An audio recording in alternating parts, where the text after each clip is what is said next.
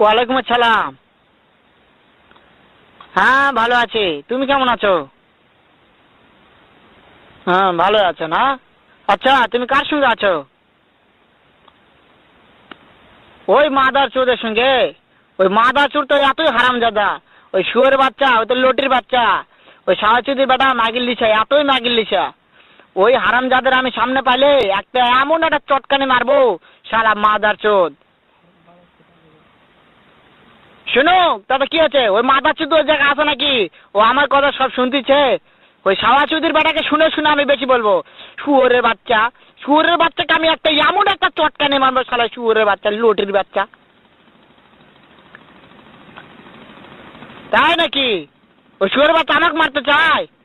শুয়োরের বাচ্চাকে আমি দেখা সাক্ষাৎ হলে বলে শুয়োরের বাচ্চাকে আমি এমন চটকানি মারবো, মাদার চোদ। আমি থামা